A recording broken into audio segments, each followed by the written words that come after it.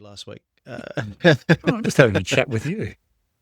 I know, but we're supposed to record it. That's what it's for. Welcome to QAV, TK. Thank you. How you doing? Yeah, very well, thank you. That's good. Is it hot down there? It was 38 here in Yeah. Brisbane yesterday. Yeah. No, it's I think it's about 17, 18 down here today. Sun's out. It's good. Nice. Sun's out, guns out.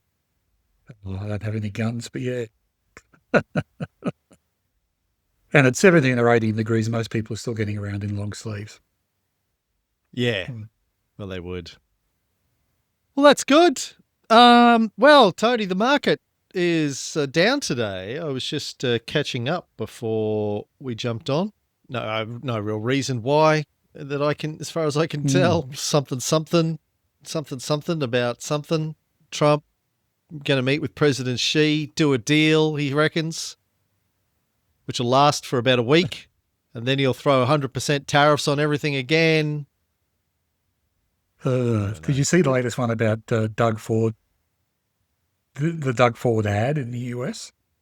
No. Oh, Doug, for some reason, I don't know why. Doug Ford's as bad as Trump, really, in terms of being a populist type leader. Last I heard, he was the premier for Ontario, but that may have changed. But anyway, he put a clip of Ronald Reagan saying tariffs are bad for economies. I heard about that, the Canadian ad. Yeah. So it wasn't sanctioned by the federal government, and then Trump increased tariffs on Canada in response to it.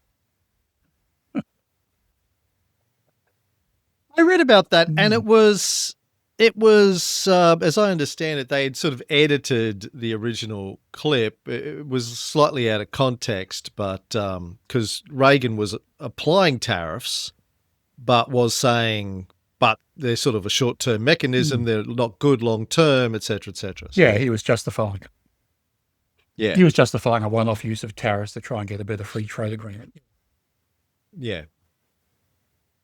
Well, Tony, do you think we'll get an invite to the new ballroom on the east wing of the White House some stage? Ballroom? Yeah. I think if we're nice to him, we'll get an invite. Because, when I think fancy balls, I think Donald Trump, right? Like, hang on. That wasn't a double entendre. I mean, oh, okay, because you normally say you think small hands when you think of Donald Trump. Like, he's not exactly the guy you expect, in tails and a top hat, out there doing Fred Astaire. What's he going to do in a ballroom? He's not like. Is it just going to be full of McDonald's and? It could be a Margaret. Yeah, you could do the YMCA. I'm not really sure what he's planning on doing in the ballroom. I think maybe he's gonna. I thought he'd turn it into like a little prison, and he could throw his favorite prisoners that ice grab in there, so he can walk around and poke them with a stick or something. No, it's apparent. Okay, so apparently it's, I wouldn't say a replica. It's modelled on the one he's got at Mar-a-Lago, which he uses all the time to throw fundraisers and. The dinners. They have dinners and stuff there? Yeah. Right. It's being paid for by the private sector. So apparently there's no government money going into it. No such thing as a free lunch. So chances are government money flows back into the private sector somehow. But anyway. But look, it's also, some people are arguing it's long overdue because every time they need to do a state reception, they have to put up a marquee on the lawn and, dignitaries are going to the toilets and porta potties and things like that. So it's an upgrade. It's possibly somewhere in the middle that it was due for an upgrade, but he did the Dean brothers and sent the bulldozer in to knock over the east wing in the middle of the night without approvals. So it's become the headline. The Dean brothers? Yeah, the guys who used to work for Joe Bjelke-Peterson and knocked over the Bellevue Hotel. And Cloudland, so I think, too. Yeah. Cloudland? Yeah, I've heard the Cloudland story. Thought you were talking about the Risdale brothers, but okay. Different brothers. So, Tony, the market. I'll start with portfolio stuff just because why the hell not? It's always good. The dummy portfolio for this financial year, which we're almost 6 months into. Well, not really. What are we, 5 months into? 4 months? Yeah. The dummy portfolio is up 24% this financial year versus the SPDR up 7. The light group of portfolios, all 4 of them, up 25% for this financial year versus 7. Good. My super portfolio only up 15.5%. It's only doing double market, not triple market for this financial year. You feel left out? I do. I'm a little bit bitter by that. I've only got 3, 4, 5, 6, 7, 8 stocks in it. Mm-hmm. And obviously they're all top 300, ASX 300, I think I'm limited to buying with Australian Super. Mm-hmm. Best performing of those is NWH, which I won't say what that stands for, but it's up 64% this financial year, which is not too bad. Best performers in the light group are PLT, up 66%. SRG up 68%. I should do these. I should stank rank these. PRN up 68%. SRG up 68%. SGLLV, it's the wheat trading guys, I think, aren't they? No, rice growers. No, rice. Yep. Rice, yeah. Up 67. Wow. PLT up 66. NWH again. Boy, those AI fueled NVIDIA powered rice growers, hey? And for the dummy portfolio, best performers are pretty much the same list. PRN, SRG, PLT, DUR up another 50% this financial year. CVL up 38. Things are going gangbusters on the All Ords, except for Rudy's favourite stock, CSL. The all-weather stock. The all-weather stock. I saw in the fin this morning. CSL shares fell 15% in early trading to a more than 6-year low. The stock had already lost about 28% of its value since August before Tuesday's announcements. Tuesday's announcements were that it's not going good. Slashed its earnings and revenue forecast due to falling US vaccination rates and shelved plans to demerge its Seqirus vaccines business, sending its shares to fresh 6-year lows. The global biotech giant also faces a vote to remove the entire board at its annual general meeting. Them's fighting words. It's that's an amazing drop in one day for a large cap company, 15%. That's an awful lot of trading. Yeah. So it's a shame, isn't it? I mean, if vaccines are on decline in the US, that's just a shame. That's an indictment, in my opinion. Yeah, well, it's not really surprising with the current administration. No, that's what I'm saying. But it's a shame. It's not like he's out there telling people to get vaccinated. He's out there telling them not to take Tylenol. Like it's even worse than it. Yeah. What do you got on your list of talking points, TK? Anything? Yeah, well, just, I guess, flowing on from that about the market. Just getting my notes open here. There was another article today in the Fin about the First Guardian failure. Remember that, Cam? I think we talked about it a month ago or six weeks ago or so, when it was front page news about a super fund that had failed and people lost a lot of money, something like $100 million or more. Anyway, it's back on the front page of the paper today, and it's certainly reverberating through the whole funds management financial services sector. What went wrong, who's to blame, what's going to happen. I just wanted to touch on it today, and I guess, I had some conversations about it over the weekend, and I'm just really glad, really kind of happy that we're doing this education for people, for investors, so they can look after their own money, because it's in the words of the Newt Rockney, I think it was, the American football coach, it's deja vu all over again. So we had the Hayne Royal Commission, and that shook out a lot of the conflicts of interest, a lot of the excess fees, a lot of the problems with the with the funds management slash superannuation industry. That was a number of years ago now, and it kind of stopped what's called the vertical integration model. So in the past, we had big fund managers like AMP. They would produce their own funds, which were then sold through their own networks of financial planners, and the Hay and Royal Commission eliminated that business practice as a conflict of interest. AMP still exists, but they operate in a more independent way. But the major banks sold their wealth management businesses. And there are other outcomes of the Royal Commission. Of course, there was elimination of some fees to financial planners, some commissions to them. There was improving qualifications for planners, etc. So everyone's aware of those. But I really feel like the industry has now evolved since then, but we're getting back to the same sort of problems. So it's a bit of a watch this space. But again, what's happening is that in the wake of all of that change, platforms have been growing dramatically. So people like NetWealth or Hub24, and some of them are trustees for the funds or for the offerings on their platform. Some of them outsource it to companies like EQT. But there are still some incentives for planners to favouring some funds. It's a lot more sort of soft peddling these days, from what I can tell. I don't know a whole heap about it, but there can be discounts and fees to clients. There can be marketing funds paid to advisors to market funds to clients, etc. But so there's still a bit of soft commissioning going around, and still some incentives. And I guess they'll all be shaken out.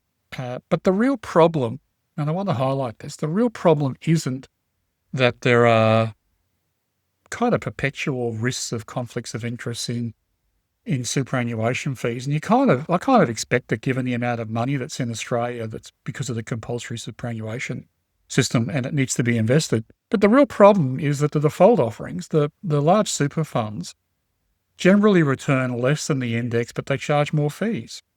And I'll quote from today's AFR. This is in an article where I think it was the CEO of NetWealth came out and asked the relevant government minister to bail out the investors, the small investors in the First Guardian Fund, on the basis that they were defrauded, and there is like a remedy fund that the government offers to reimburse people who are defrauded if they've invested in a superannuation fund. And then there's been a fair bit of debate around whether that's got moral conflict in it, in that someone could run a super fund, defraud people, and get away knowing that the government will make the people good again. So it might actually increase the number of fraud events in the superannuation industry. But anyway, I want to quote from the AFR. It says, increasing numbers of high wealth retirees or people close to retirement are moving away from industry funds in favour of financial advisors who help manage investments using platforms. Some wealth management businesses like NetWealth retain the trustee role on their platforms, while other wealth managers like Hub24 outsource it to groups like Equity Trustees. ASIC froze the assets of First Guardian last February after blocking investments in Shield a year earlier. It is taking a range of actions targeting those involved in promoting or managing the schemes, but this will take years to resolve. So further on in the article, it firmly says people are moving away from the from the super funds, particularly the industry ones, because they're getting 8 to 10% returns, which is at best index-like returns for higher fees. So people aren't stupid. So, there'll be a lot of hammering going on, a lot of investigating of the industry and the platforms and the trustees and the ratings agencies. I think one of the shakeouts, though, which I'm watching and I'm particularly, I wouldn't say concerned about, but I think it has the risk of entrenching this idea of getting index-like returns for higher fees, is that the platforms will probably start to only put big funds on their platforms. If they feel that they're at risk, if there's a smaller fund on their platform, that it might defraud people or it might go broke, and they might be fingered for some kind of payout, then they will just move away from the small end of the market. And the Macquarie Group has done this. People may have read in the paper as well that that they've taken off small funds, and that just means that superannuation is going to go back to, or potentially go back to, industry funds, big companies like AMP, or the likes of the BlackRocks and the Vanguards, etc., who are large funds who may be allowed to go onto the platform because they're blue chip. And again, the problem will be they will all hug the index, but they'll charge fees for it. So anyway, that's my little rant. I don't think it's a good outcome for the industry. Perhaps it's inevitable.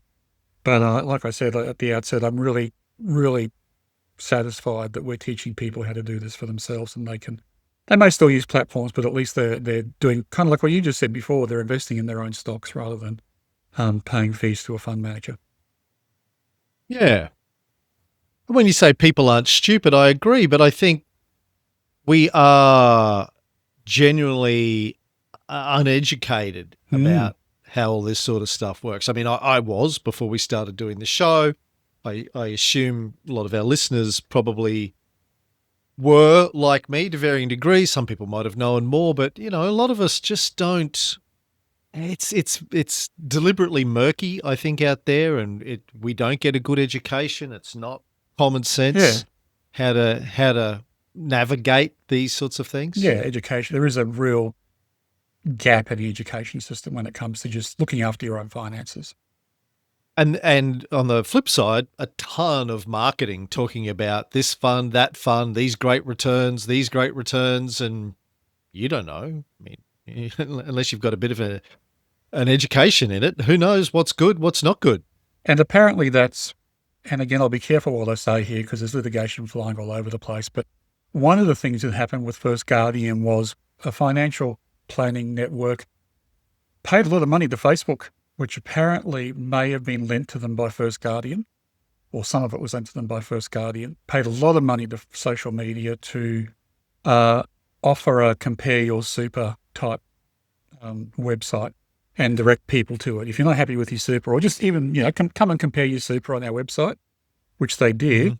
And then, of course, they got a contact straight away from someone who sold them took the money out of, like, we'll transfer it out of super for you, or out of the fund you're in now, and put it into a better performing fund. So like I said, if people were unhappy with the current superannuation industry, with the big funds, then they wouldn't have gone to a compare your super website. They just would have scrolled past.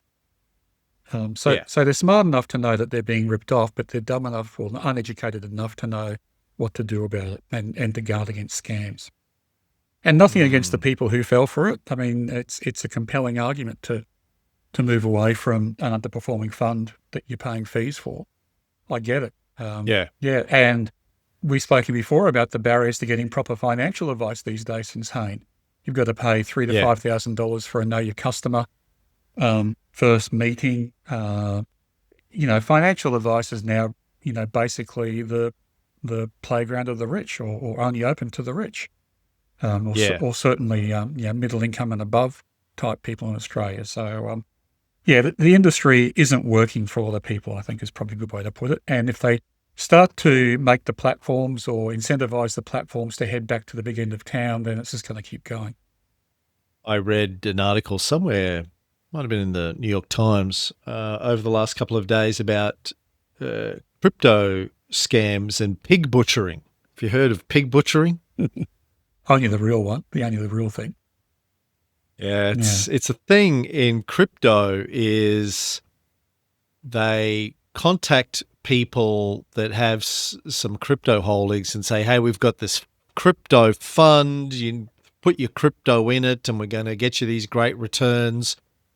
People start small, they put, X amount in, and then they get contact saying, oh, look, it's not enough. To get the really good returns, you need to put extra in, and they keep fattening up the pig to put more and more in, and then it all just disappears, and they've lost $500,000 worth of crypto or whatever they've got, and Is that the one where they were asking all people to make deposits at ATMs and tobacco stores or something I read about? Yeah, that's one of them. Yeah, there's a whole bunch of them, but they're huge. Like the amount of crypto scams that are going on is crazy. Well, moving right along, Tony, CCV. I wanted to ask you about our old friends at CCV. In September, we kind of red flagged CCV because their CFO resigned. And then I hadn't really paid much attention, but they were on the buy list again this week. And when I looked it up, it said they appointed a new CFO sort of less than a week after the last one resigned. And so I was wondering, first of all, if we remove the red flag. Oh, look, always hard to tell, Cam. I would say so. Look, that happened quite quickly, didn't it? It was a week after the last CFO resigned, I had a new one ready to go. So that to me, it's possible it took him only a week to find someone, but it's also possible that it was in the works before the CFO left. So it's probably okay, I think. But there's a lot going on with CCV, and PC alerted us to that in the Facebook group. And I just thought it might be worthwhile stepping through some of that's going on because CCV have announced the capital raising as well. I think it was announced yesterday. Yeah, and the scheme booklet's out 3rd of November. But people should be aware of it. If it's on the buy list again this week and are thinking about buying it, just do a bit of research and decide whether you want to buy now and participate in the raising or whether you want to hold off and wait until after the raising. So either, I think. I'm not going to give specific financial advice. Have a look at it, do your own research. The scheme raising is essentially, the mass of the scheme raising is that the shares were 35 cents. I think they may be in a trading halt now. They may have come out today after the announcement. But the share price before the raise was 35 cents. The raise is a 1 new share for 9.57 existing shares, which is a roughly 10.5% discount, or about just under 4 cents, 3.65 cents per share. So you'd expect after the raise, if the maths holds, that the price would be around 31 to 31.5 cents. There's some rounding in there, and they only trade at half cents. So the offer price is therefore a slight discount to the expected price post-raise, about a 13% discount of the pre-halt price. So that seems okay to me, like you're still buying at a slight discount if you participate in the raise. But again, it's always watch this space because the raise will take a number of weeks to happen. The share price, the trading halt will be lifted. The share price might trade down lower towards the price of the raise. So you might be able to, at some stage, buy the shares on market cheaper than you can buy them in the raise. So just pay attention if you're thinking about buying, and pay attention to what the raise price is and what the share price is.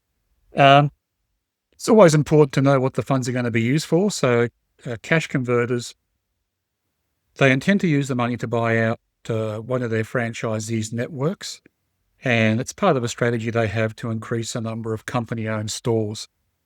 So they're slowly sort of converting from a franchise network to a company-owned store network model. They think that's better off in terms of buying power and synergies and amortizing costs, etc., across their network. So that's their strategy. There's a wholesale and a retail component going on to the raising, with the raising. So retail shareholders will get the ability to participate, which is not always the case. So it's good to see that happen. Cash Converters is a bit of a strange company in that it has a large shareholder, a company called Easy Corp from the US, who operate similar type stores around the world. They bought into Cash Converters, but they haven't taken it over. So they own a little under half of the company, and they have said they'll participate in the capital raising. They'll sub-underwrite it and underwrite the wholesale and some underwrite the retail, which means that if there's a shortfall, that they'll pick it up. And Cash Converters did point out that Easy Corp, even if they do underwrite the raising, they will still not get much more than about 44.6% shareholding in the company. Excuse me. And they are, Easy Corp is bound by what's called the creep provision of the Corporations Act, which means if you are a large shareholder and have above 20% in a company, you can only take over another 3% in any 6-month period. So they, even though they underwrite the raise, they'll still be bound by that creep clause provision, and it's expected that they won't breach that during the raise. So cash converters on the buy list, QAV score of 0.25. I would expect that to be largely unchanged following the raise, but I guess people can watch it over the next upcoming weeks. Some of that will depend on what the share price does after the trading hold is removed. I'd expect to see it drop in line with the maths I talked about before.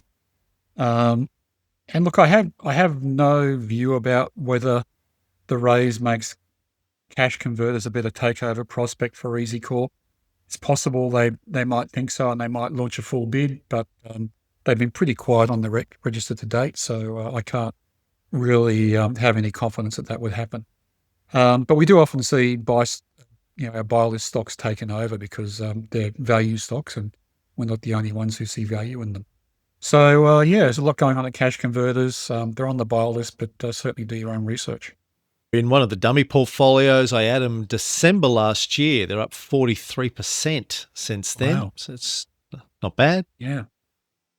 When you said the creep provision, I thought this was a callback to G. Gordon Liddy from last week's show and the committee to re-elect the president.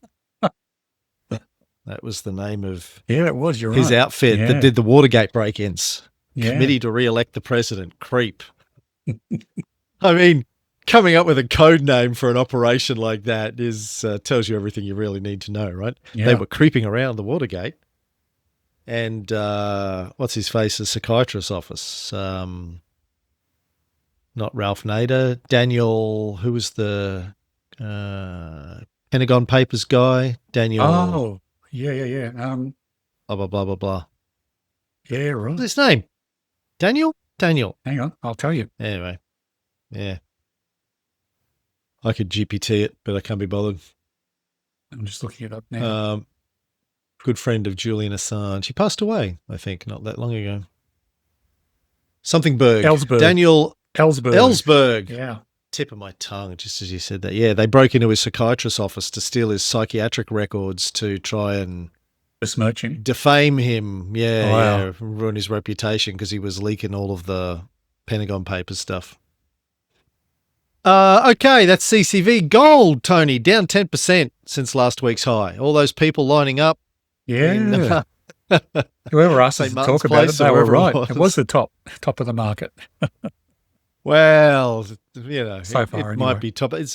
I've done some TikToks about gold recently, one of which did okay. It's had like 90,000 views and a lot of debate, a lot of gold fans out there getting stuck into me and trying to make arguments for gold. And, it's interesting. It's the same arguments every time. Oh, when society collapses, it's going to be useful. I'm like, really? No. Really? You really? That's going to rebuild your plumbing with gold.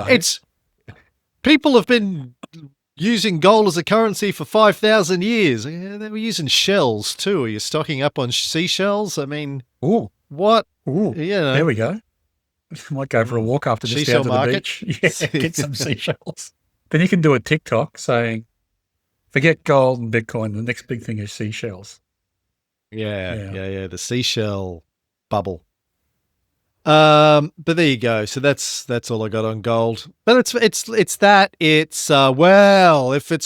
it's valueless, why is China stocking up on it? Why are central banks stocking up on it? And I keep explaining, well, central banks have different priorities than you and me as investors, right? They do have to have their money deployed in different things. They have hedges against this and that and the other, But the brainwashing around gold runs deep, and people are very, very passionate about it. I've learnt very passionate. It's in the Bitcoin basket, really, isn't it? It is. Well, I did one about Bitcoin too. Oh, okay. It's been the same sort of thing. Yeah, I'm hitting all the fun buttons. The most interesting article I saw about gold. This was an offhand throwaway comment in it. Last week was Diwali in India. And India, as you said, has a central bank which has been a big buyer of gold. They were pretty quiet last week. So I'll be interested to see what happens to gold this week post-Diwali, whether just having less buyers in the market caused it to come off, or whether there was something else that caused it to come off. Because everyone's thrashing around trying to work out why did it come off 10%. And the sort of common theory was that people were taking profits and selling out. But, that begs the question, well, weren't they taking profits the week before? Were they waiting for the line in front of ABC Gold Bullion to get to 1,500 people before they take profits? What caused them to sell, I guess? And why not this week? Over their 3-point trend line. It's the other argument that everyone on the TikToks has is fiat currency is useless and is debased and it's valueless and it's going backwards and gold is better than fiat currency. And I keep asking the same question, then why are the people who are selling you the gold accepting your worthless fiat currency in exchange? Shouldn't they be holding on to their gold if that is true? Or either they disagree with you or they know something you don't know. And anyway, well, they are trying to have logical arguments with them. They are kind of conflating probably the biggest reason why gold is going up, in my opinion, and that's because the US dollar is going down. And so the reserve banks around the world who have to keep their currency stable are buying something like gold to bolster the fact that their US dollars are worth less. So it's that's the trade. Swap US dollars for gold, and they think the US dollar's going down and gold's going up. It's a no-brainer if your job is to stabilize currencies. But you can take that fiat currency and go and invest it in stocks and get 20% returns, which is going to do better over the long term than your gold. True. Auto Sports Group, Tony, I saw in the news, I just did a news run before we went to air. Auto Sports Group has announced a dividend payment of 4.5 cents, indicating earnings coverage and potential for future growth. Annual dividend yield is 2%. Earnings per share is forecasted to rise by 104% over the next year. So ASG on our buy list fairly regularly. Yep. I hold it in one of the light portfolios. It's up 89% since May this year. Holy crap. Great looking graph, isn't it? I'm not looking at the graph, just at my spreadsheet, but down 2% today, but up 89% since May. What?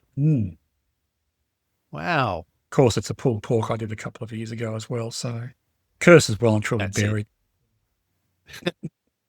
Don't make me open the spreadsheet.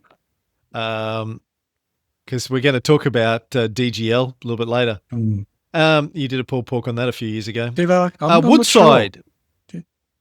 It's fake news, Cam. Oh, fake news. Yeah, right.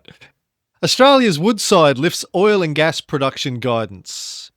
This is from a story I saw today, Yahoo Finance.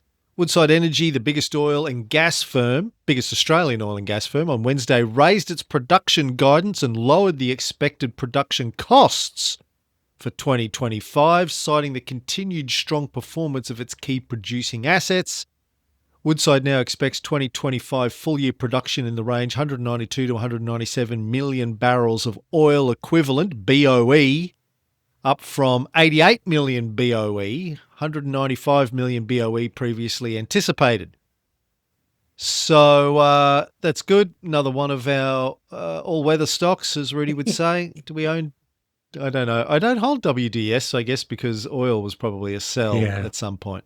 Oil's been a sell. It's gone up a little bit in the last week or so, given greater sanctions and agreements on people buying oil from Russia or not buying oil from Russia.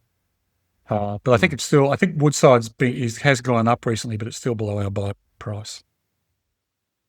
Oil is currently a Josephine for us, not far off its sell line, actually, still, but a little bit above it. I think it was a sell up until a week or two ago. Just on the comp status, one of the two big movements this week when I did it, LNG became a buy and wheat became a buy. Didn't really change much on our buy list, though, except Beach Energy, I guess. That makes Beach Energy a buy. I think it's more LNG than crude. I think Woodside might be too. Do you have a breakdown? I do. It's not on the No, buy okay. list. I know they have a fair So, bit of but crude. They bought BHP's oil and gas division, but they do a lot of LNG too. let me just bring up my sheet. I have it down as 70% LNG and 30% crude the last time I looked at its numbers. So, yeah, if it was on the buy list, that would be good, but it ain't. So it ain't. Getting up. Oils ain't oils, I just had a look at Tony. its graph. It's getting up there. It's come off its bottom. It's no longer a sell and it's a hold, but it's getting close to its buy price. So its buy price today, $23. Oh, sorry, 25.53. Share price 24.33. So it's $1 off, roughly $1.20 off. Right. Got anything else to talk about? No, just as you said before, the other questions, DGL. I've got a pulled pork to do, but we can do the question first if you like. Is your pulled pork on CXZ? No, I'd already done one on Euros Hartley before I got that Okay. request. I can do CXZ next week. I do caution they're a very small ADT and not on the buy list anymore. So, but I can do one on CXZ. So Phil asked if you could do that, and then he said maybe an update on a previous pulled pork, DGL. Fake news, Tony says. Suspended from the ASX due to not getting their annual report in. The CFO left and can't get back on the ASX because auditors won't sign off on the annual report. This was a pulled pork in episode 647 back in November 2023, so nearly 2 years ago. Has not had a good run since then. I did have a look at some of their latest releases on Stock Doctor this morning. Looks like a bit of a mess. Yeah, that's putting it lightly, I think. So DGL are a chemical manufacturing, logistics and storage business. And as you said, I did a pulled pork back in November 2023. Where they are now is interesting and not in a good way. So my summary, and forgive me if I get this wrong, but my summary is that they put in a new ERP system, enterprise planning system, and that has meant that there has been questions around the stock take count.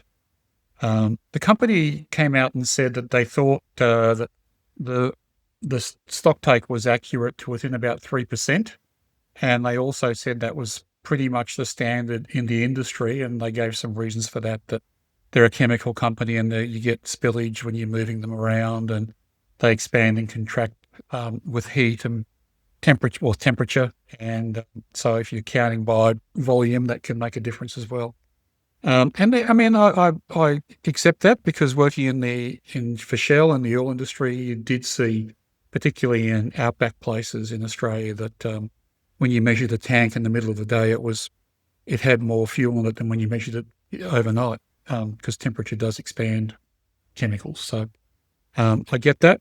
But the auditors also claimed that the system for inventory counting with this company allowed for management overrides, and that was the problem they had, is that they didn't know how much of the stock movements and stock counting was being overridden by these management overrides, and therefore they couldn't give an opinion about whether the stock count was right.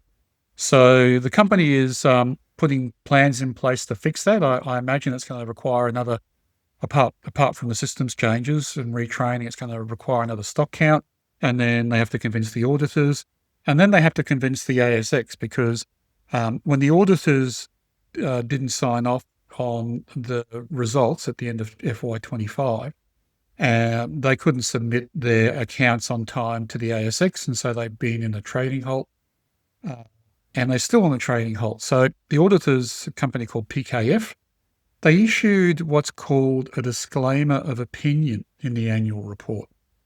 And what they said was pretty much what they said. The failures identified specifically relate to the potential for management override of controls as a result of the weaknesses in the systems of internal control and corporate governance processes, allied to complex accounting and reporting systems. Additional issues were identified relating to the existence and valuation of inventory, which was in part impacted by the implementation of a new group-wide ERP system during year end. As a result of these matters, we were unable to determine whether any adjustments might have been found necessary in respect of recorded or unrecorded inventories and any other elements comprising the consolidated statement of financial position as at 30th of June. So these are pretty rare disclaimer of opinions. And I think you'd probably say there's a worse form of audit mark you can get if you're a company. So we've talked about qualified audits. This is definitely a qualified audit, but it basically means the auditor is unable to form an opinion on the financial statements. In other words, they're a mess and we can't certify them. I think it will take a while to get this company relisted again, and then I think it's going to face investor confidence issues. I'm not sure what that will mean for the share price. I can't see it being a good thing. I guess to mitigate all that, the company have been pretty good at coming out. They restated their accounts once they thought they had another stock count done. There wasn't a huge movement in the numbers, but they have restated. The CFO has left during this process, and I'll use that wording. I don't know if the CFO was responsible for all this. I imagine they're in charge of the accounting systems and the ERP systems and the stock take systems, etc. But anyway, they've left. And they have an acting internal candidate while they try and recruit a new CFO. And I admit that will be fairly difficult given the public nature of what's going on with their accounts. But the underlying business, despite the fact that there's some uncertainty, I guess I'll say, around their stock count, is still going pretty well from what I can tell and what their numbers say. They did take another hit to their finances, and I'll declare that now. So I can see if I can find that. But what happened in a nutshell was they took a big write-down in their annual report or to their annual profit because they did publish unaudited numbers. What happened was part of this business sells lead-acid batteries through two outlets, one in Victoria, one in New South Wales. The lead-acid battery market is under intense price pressure, and the Victorian business lost a lot of money, so they shut it down and moved everything to New South Wales. But they had to take I think it was a $28 million write-down on that business in terms of making people redundant, writing off the assets they had there. I think they did to sell it and didn't get I don't know. They took a big write-down anyway to get out of that business or to consolidate it in New South Wales. So that took them into a non-cash loss. But on a cash basis, everything else in the business was doing fine. So I'll just put that out there as the other side to this argument. The underlying business, even though it took a big non-cash write-down in this half, looks like it's doing fine. Looked like it was doing fine when I did a pulled pork on it. I would hope and expect that they will sort out their accounting issues. If they put a new ERP system in, they'll get help to fix that. They'll do another stock count. They'll get the auditors to be comfortable with that. And then they have to get the ASX to be comfortable with all that, none of which will happen quickly. So they could be off the markets, off the boards for a while. That's all I know about it. That's just from researching the announcements and whatever else I've read. Not a good place to be in. And, sorry that some people have bought into this. I don't know if it was a sell before that, Cam. I haven't looked up on the Bretta later to see after 2023 whether it became a sell. But yeah, it's going to take a while for this to get reinstated, and then we'll see what happens to the share price after that. I don't have it listed in. I couldn't get it on the buy list because we don't download stocks that aren't listed. So if you're in a trading halt, you're not part of the download from Stock Doctor. Yeah, right. Well, no, I'm looking through. I run a script every week, which is the historical 3-point trendline sells, so I can track if stocks had been a sell in the past. This isn't showing up. It's been declining for a while, though. I mean, I think it probably would have been a sell actually early this year, maybe, looking at the chart. early 2025, or maybe March or April.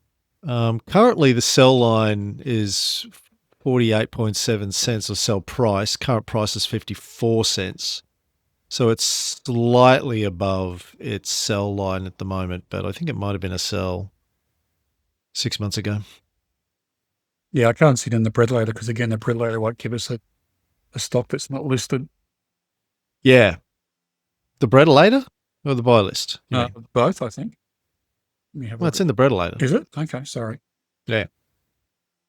I mean, I don't know how the bread later is getting a price if it's suspended from quotation, but no, you're right. The bread ladder does have it. Well, I can put in an older date and just see what happens. I put in 1st of the 1st, 2025. See if it was a sell at that stage. Yeah. So I just arbitrarily put 1st of January in, given it was roughly halfway between the pulled pork and now, and it was a sell then. So I think it may have been a sell along the way. Yeah, I put in the 1st of April 25 and it was a sell then too, because it's been declining for quite some time. Yeah. It's been declining since April 2022. It looks like it only floated in May 21, went up and then came down. Anywho, there you go. So thanks for picking up on that, and Phil. Apologies, Phil, if you're still holding, but I hope it works out for you. Cam, when you're checking for audits in your code, do you find that? Do you look for, what was it called, a disclaimer of opinion? I know you check for certain terms. Yeah, I do. I'll have to check that one. What date did that come out? Just looking at their thing. It would have been their annual report. Yes. 17th of October. They got suspended on the 1st of October. Yeah, so it could have come out before. Because it was delayed. Yeah, so anyway, this is probably one of those. I can't recall coming across a disclaimer of opinion before in my investing career. So I think it's fairly rare, but at least rare for QAV type stocks. Yeah, I will make a note to check my script for that. But yeah, it was pretty bold. I read that and it was like they were straight up front, weren't they? Going, yeah, we don't have an opinion on this because we can't get the right information that we need. All right, Tony, that's that. Pulled pork, euros, motorcycles. Are they motorcycles? No, stockbrokers. I knew that. Oh, stockbrokers. It's Hartleys, not Harleys. Okay. Right. Euros and Hartley Group. Yeah. Yeah, for a long time they were just Euros, and they merged with Hartley's, another stockbroking / investment banking / funds management business. They're based in Perth. They're a West Australian. And I guess that's the key to understanding this business. And there's probably 3 or 4 brokerage houses in WA that have been close to the mining industry over the years, and they kind of make their way as a business by getting in close with mines when they start out, raise money for them, and then as the mines get bigger and bigger, they raise more capital at higher and higher amounts. And so these kinds of companies make money from that. Originally founded and listed in 2000 as a stockbroker in Perth, and then through both organic growth and acquisitions, I would say that they're now, if not the largest WA financial services firms, probably top 2.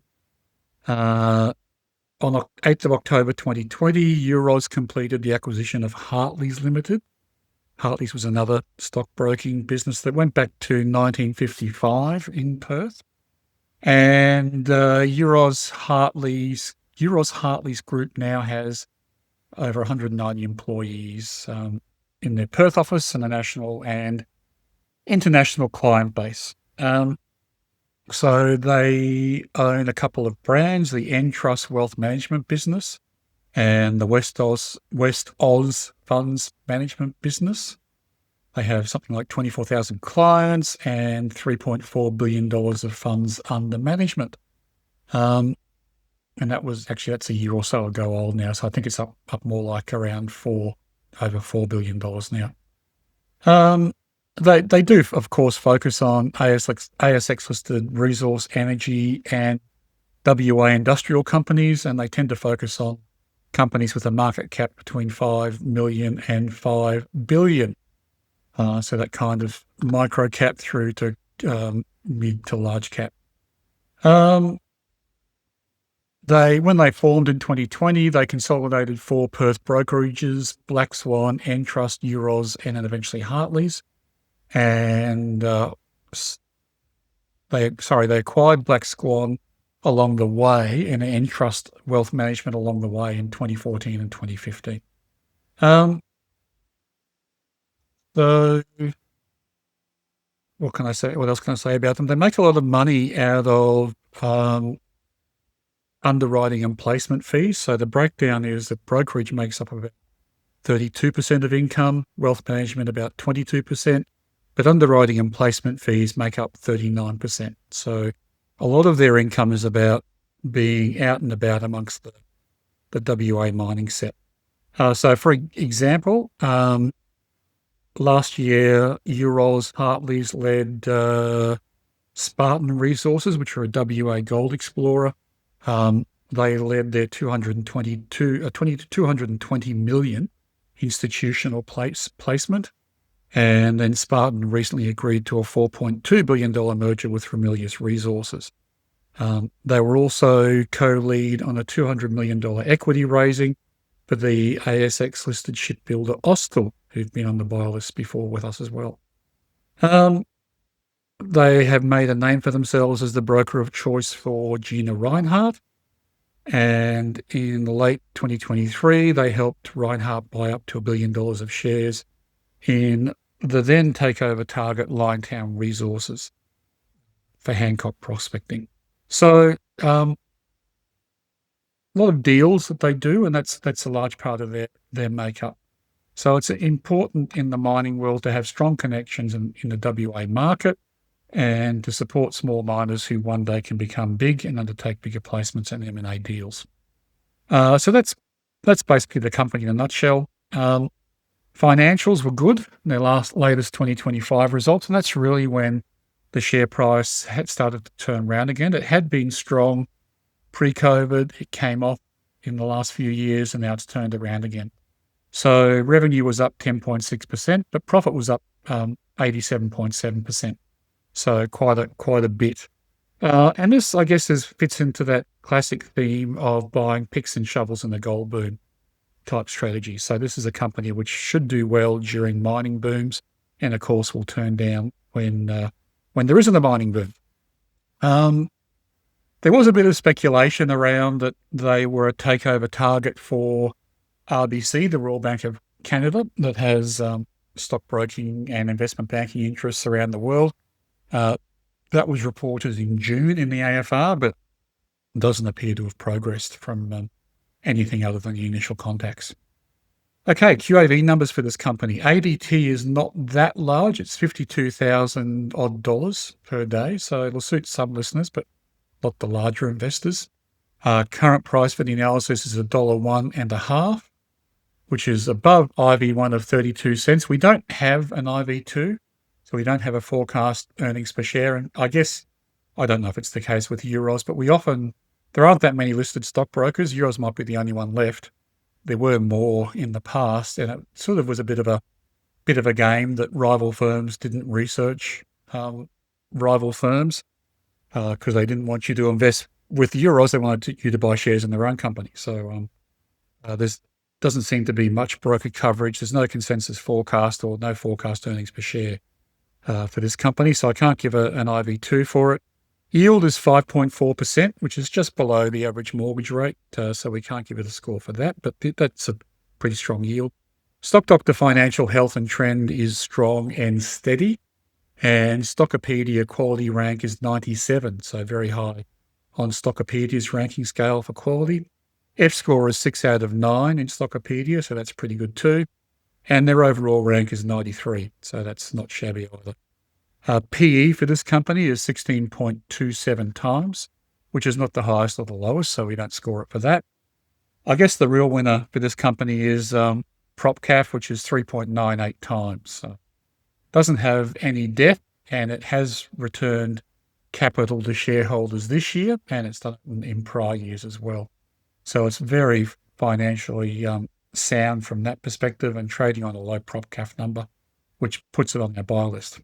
Net equity per share is 74 cents, which means book plus 30% is 96 cents, just a little bit below the current share price of $1.01 and change. So we can't buy it for book plus 30. And I also want to highlight that the book value for the company as we measure it is higher than the net tangible asset, which is only 50 cents. So as I said before, the company has grown through acquisitions, and there's some goodwill sitting on their balance sheet. Directors hold 11%, and there is an owner-founder, at least back from the Euros days, a guy called Andrew Mackenzie, who remains executive chairman on the board. And I guess by virtue of that title, running the company as well. It's a recent 3-point trendline buy, so we score it for that. Doesn't have consistently growing equity, so we can't score it for that. So overall, scores 75% for quality, 9 out of a possible 12, and a QAV score of 0.19. So it's about the middle of the buy list. The risks are fairly obvious. If there's a downturn in the mining industry, it'll hit this company's ability to do deals. But the positives are the reverse of that, obviously, that they're entrenched in the Perth scene during a mining boom. So there are plenty of deals going on. And I don't know what to make about the takeover talk, but again, if it's on our buy list and there's no debt and lots of cash, then I wouldn't be surprised if it's not being considered by other people besides us. So that's Euros and Hartley's group. Thank you, Tony. I think I do hold them in a portfolio. Yes, a light portfolio. Added them in August 2025. They're up 6%, and they're close to a 3-point trendline sell, according to this. Yeah, I think, as I said, they're just rebounded. So their sell price is 49.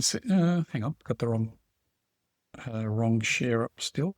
I've got their sell price at 97. I've got 99. Okay. Right. And currently trading $1.01. So yeah, you're right. A couple of cents above their sell. And buy price of 84. Jolly good. All right. Well, that's the main part of the show. You got anything for me? For after hours, Tony? Still working my way through Scorsese, which is just brilliant. Just loving it. Equally as interesting to go through all the lowlights of his career when he made movies that weren't as well received, like Kudan, and he made a small movie which I love called After Hours, which did okay. He made Bringing Out the Dead. I only heard about After Hours like a few months ago. Love it. Been trying to track it down. I watched the trailer. I've been trying to track down where to watch it. It looks great. It is great. Griffin Dunn stars him. And it was really Scorsese. What was he coming off the back of? He came off the back of a flop. Oh, King of Comedy, I think. And King of Comedy be a flop. It was, yeah. It's a great movie, King of Comedy. Yeah, it is. It wasn't well received when it came out, though. Yeah, really. Just to like sort of that dark comedy thing. People didn't associate Scorsese with that. Yeah, and the way he tells it was more of a De Niro vehicle. De Niro really wanted to make it, and Scorsese's heart wasn't in it so much. So that was interesting. But I like Sandra it too. Bernhardt, Jerry Lewis. Yeah. Great. So the way they shot it was they had all these scenes where Jerry Lewis would be walking down this, like Fifth Avenue in New York or something, or going to 30 Rock or whatever to shoot something. And Scorsese would be pulling his hair out saying, we've got to have the extras here. They've got to be doing this. And Jerry Lewis said, no, just watch. Roll the camera. He started walking down the street and cars would pull up. Jerry, how you doing? And he just sort of wave and keep walking. And people would come up and he signed autographs and just keep walking. Completely unscripted, but he knew exactly what would happen if he walked down the street. Yeah. Wow. Yeah. He's Jerry Lewis. Yeah. So, but great. And then they go through The Last Temptation of Christ, which was fantastic. And, how the Christian right, took up arms against it. And he had to wear a bulletproof vest at the Academy Awards that year and all this kind of stuff. So, yeah, just amazing. Great series. Yeah.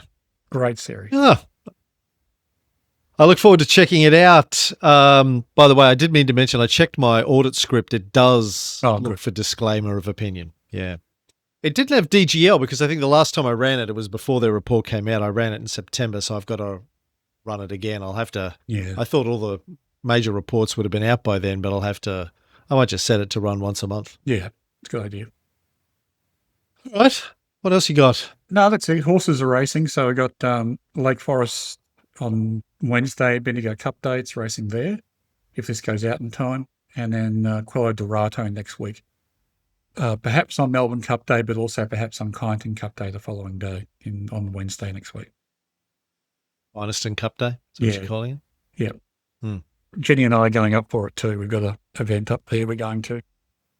It's a good idea. I'll call it. I'll go walk in and say, yeah, better let me in. Yeah. Yeah. Finestone Cup Day. What am I? I'm still reading Gravity's Rainbow. Mm-hmm. Not sure I'm going to continue with it. It's too convoluted to read at midnight. I'm like, what the hell is going on with this? It is. Yeah, it's a very convoluted story. Yeah, man. I was talking to ChatGPT about it because I have to look stuff up. Like, what's he talking about here? Because he's like so many sort of scientific and historical references just absolutely embedded in it. And I'm like, what's this? What's that? What's the other? But I kept saying, I thought this guy was the protagonist. Pirate. Somebody goes, well, no, he was for the first 30 pages. Then it flipped to this guy and he'll flip back to pirate, but it's not, it's it's all over the place. Yeah. Keeps you on your toes. Finished Elephant Man. Loved it. Mm-hmm.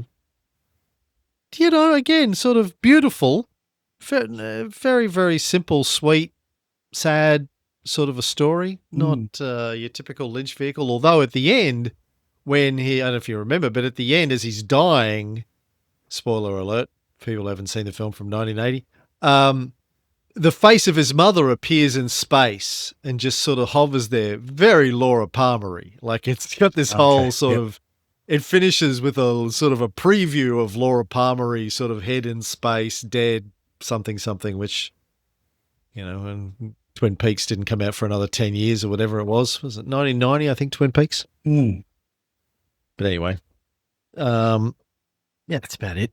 Oh, we had a kung fu grading on Friday. That went well. No broken bones, no broken noses. We survived that. So take us through it. You were beset by attackers for an hour or so, and you had to fight them off. Is that how it goes? Well, 2 hours. The 2 hours. first 90 minutes was probably demonstration. So we have to do our techniques, dummy sets, forms, paired up with one person who's like a black belt. Usually they're throwing random punches, kicks, whatever at you. And Sifu's like, show me this, show me that, show me this technique, show me that technique. And you just have to stand there and block and counter punch and counter strike. Sweeps. We did a lot of sweeps. Hit him, take him to the ground, punch him in the face. Didn't do baseball bat or knife defense. He didn't. We ran out of time, I think. There was so much stuff he wanted to see, and we just ran out of time for that, unfortunately. Then, and the dummy sets, the wooden dummy. We had to do our dummy sets on the wooden dummies, all that kind of stuff. And then sparring. So then we did I don't know how long the sparring went for. Felt like an hour. It was probably 10 minutes. Actually, I think we went through about 15 rounds of sparring, 15 to 20 rounds of sparring, and I think they went for 2 minutes each. So, yeah, it was probably half an hour to 40 minutes of sparring. The guy who was with me at the end, he said to me afterwards, I kicked you in the ribs and you didn't flinch. I thought, oh, Cameron's done. I said, I was just too tired to block it. I just thought, I'm going to wear it. He said, yeah, but you didn't even move. You didn't even try to block it. I was like, yeah, I was too tired, man. Too tired to try and block it. That was good. I was really proud of Chrissy. She did really well.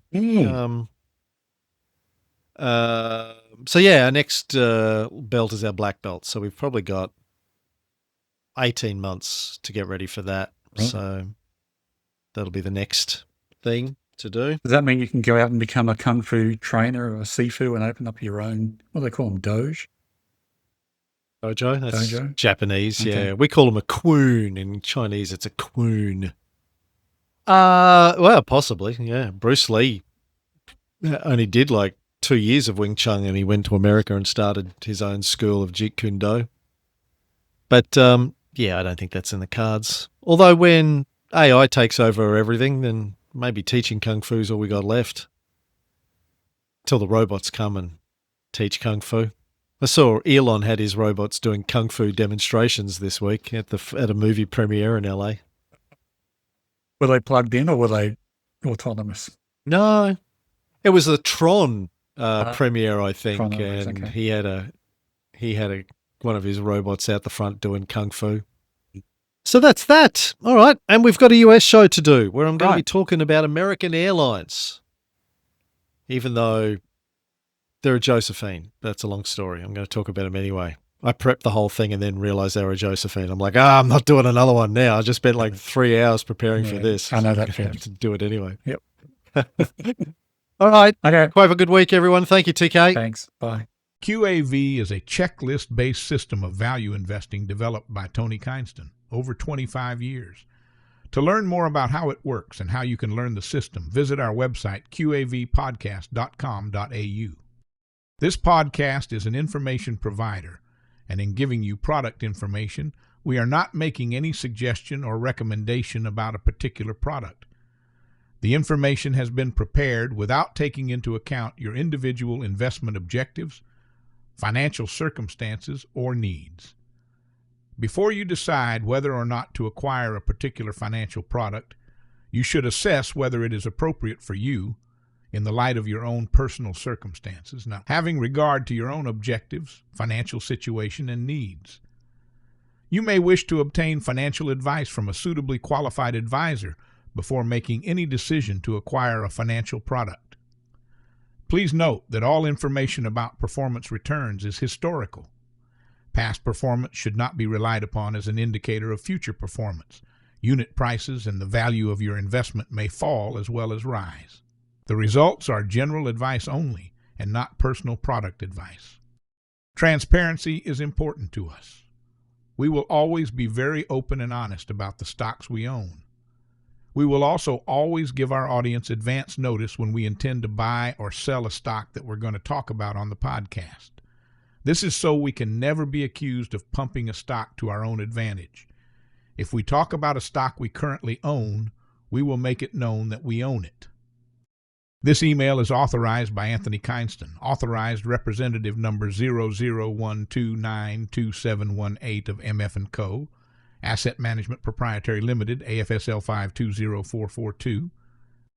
No part of this content may be reproduced in any form without the prior consent of Spacecraft Publishing. Quote of the day, as the physicist Richard Feynman said, "Science is what we have learned about how to keep from fooling ourselves." The beginning of infinity. David Deutsch.